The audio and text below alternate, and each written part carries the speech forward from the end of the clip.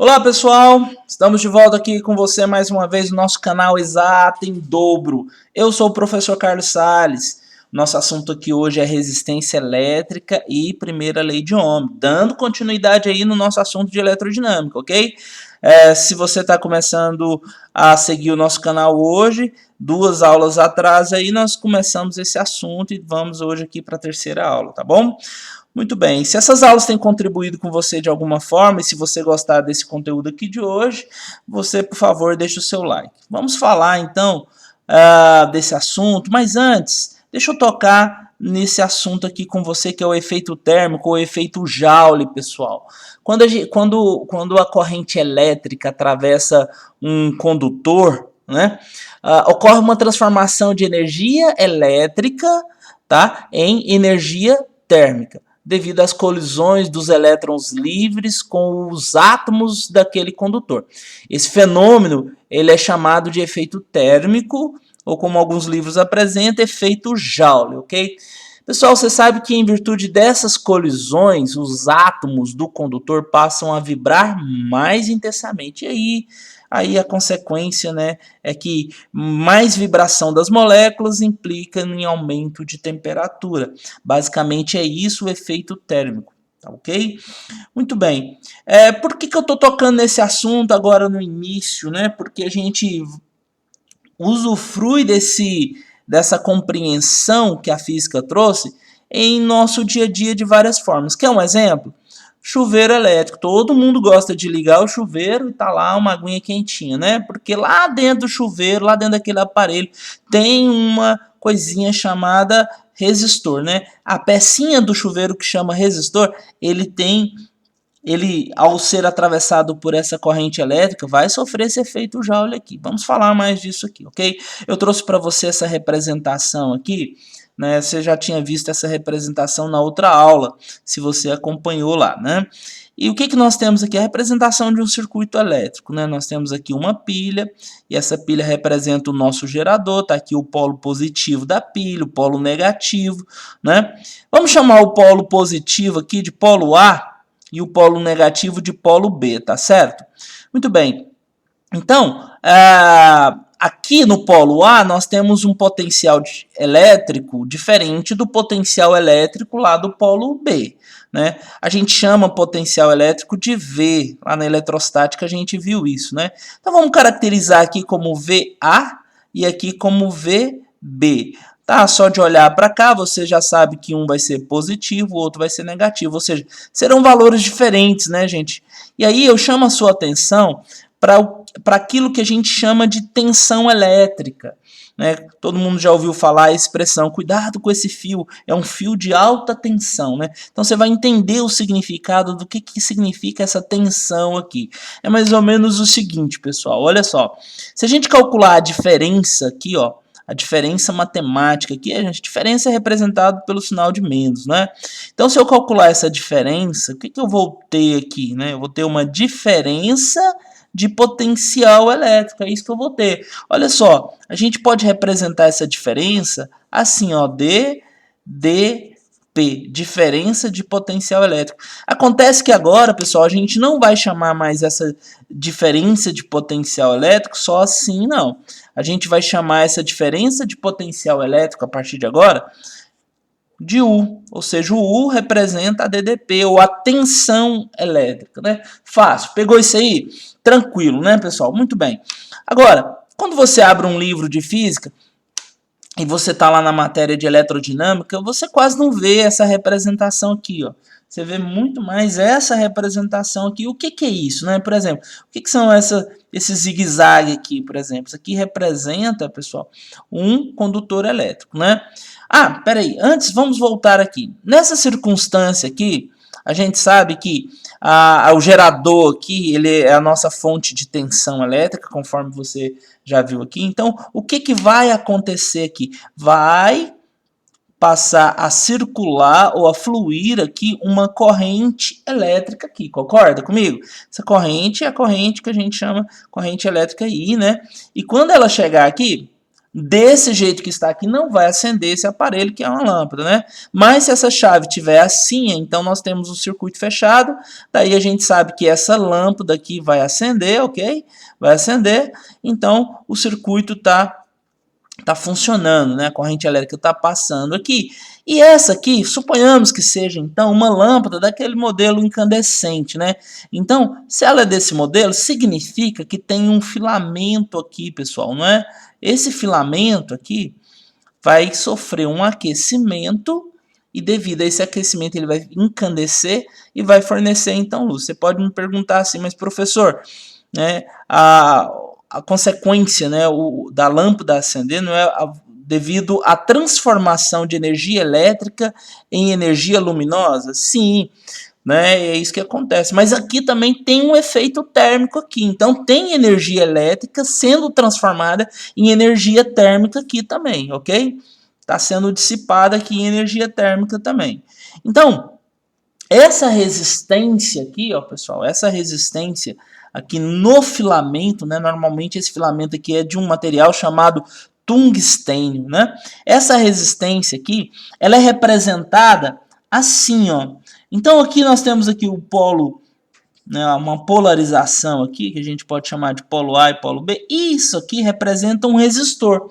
E um resistor, então, tem uma resistência elétrica. Bom, então tem materiais que não oferecem resistência, ou então oferece uma resistência muito insignificante, né? Para esse tipo de material, para esse tipo de condutor, nós não desenhamos assim, né? Nós não representamos assim, simplesmente uma linha reta, ok? E aqui então nós temos o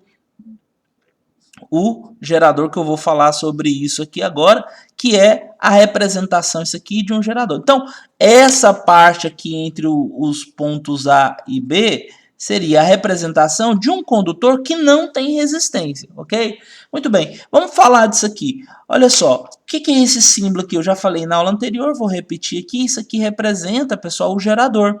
Então, o polo positivo é representado por essa barra maior aqui, o polo positivo, aqui o polo negativo. Então, aqui está a nossa fonte de tensão, né? Que é representada agora, como você já viu, pelo U. Vou colocar aqui mesmo. Aqui é a nossa fonte de tensão elétrica, tá? Eu gostaria de mostrar para você aqui o seguinte, que quando você tem uma tensão aqui, já falei isso agora há pouco, quero repetir aqui agora, passa a circular aqui uma corrente elétrica, né? Então, veja bem, o que é essa resistência elétrica, né? Primeiro, vamos dar um conceito matemático de resistência elétrica aqui. A resistência elétrica, pessoal, nada mais é do que a relação entre essas duas grandezas físicas aqui, ó, que é o U, que é a tensão elétrica, e a corrente elétrica, tá?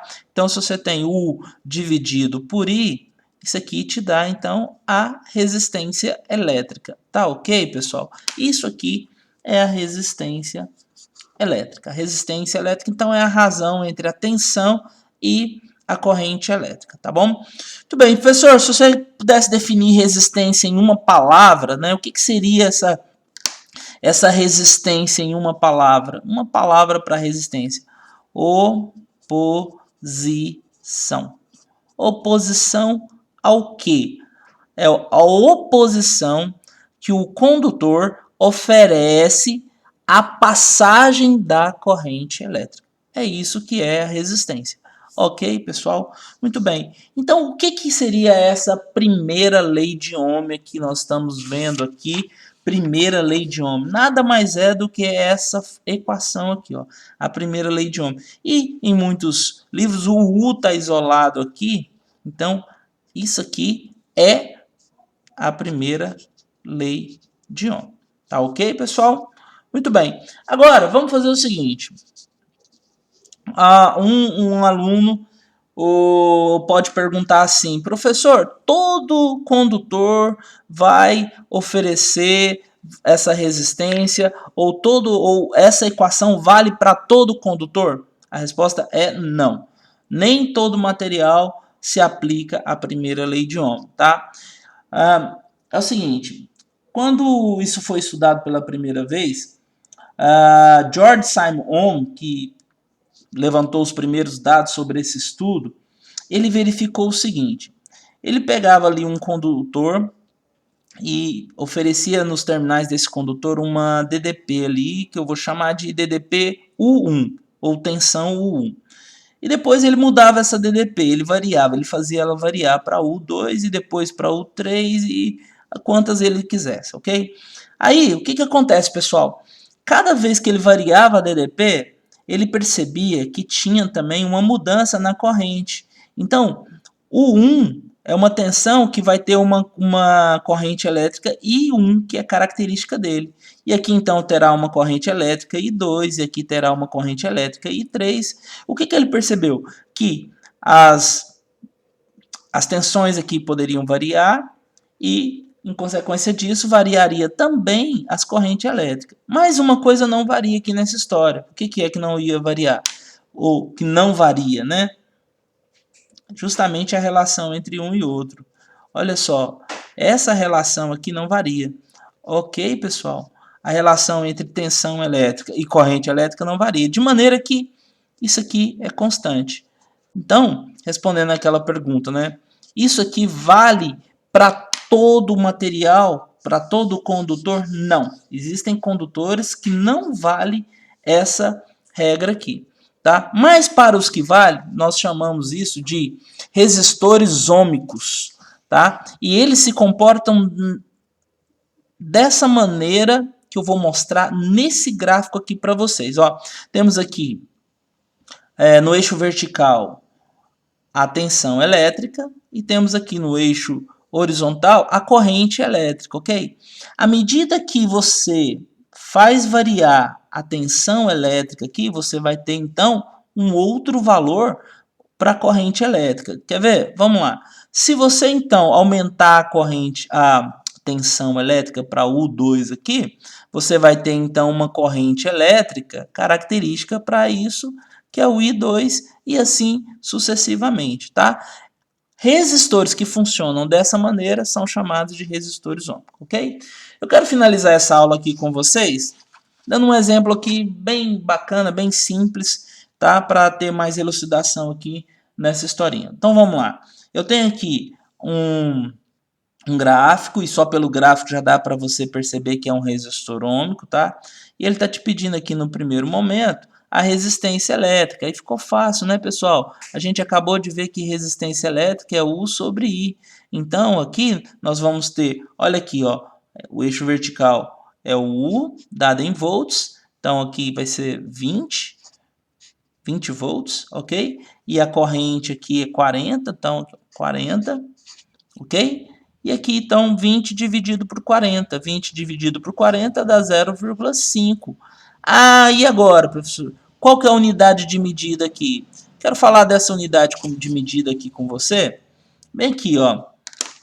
A unidade de medida, tá, para resistência elétrica, vou colocar entre colchete aqui, porque isso, quando a gente fala de unidade de medida, a gente usa colchete, tá? Já que resistência é U sobre I, e U é o volts, tá? É o volts, e o I é ampere, tá? A essa relação de volts por ampere, deu-se o nome em homenagem ao George Simon Ohm, tá? Denominou que isso aqui seria Ohm. E aí, para a gente não ter que ficar escrevendo toda vez Ohm, a gente então colocou o símbolo de Ohm, que é essa letra grega aqui, que é o ômega. Ok, pessoal? Então aqui a unidade de medida é o ômega. E o segundo item aqui está perguntando justamente a tensão elétrica, se a corrente ao invés de 40, for 50. Ficou fácil aqui então para resolver esse, né, pessoal? Porque o U a gente já sabe que é o R vezes o I, e o R a gente já sabe que é constante. Olha como fica então isso. O U, que é igual a 0,5 vezes a corrente agora, que é 50, e 0,5 vezes 50, nós temos uma corrente de 25. Aqui a gente já sabe a unidade de medida, que é o volts, ok? Vou encerrando essa aula por aqui. Agradeço pela sua companhia mais uma vez e peço o seu like mais uma vez também. Obrigado, até a próxima, pessoal. Tchau!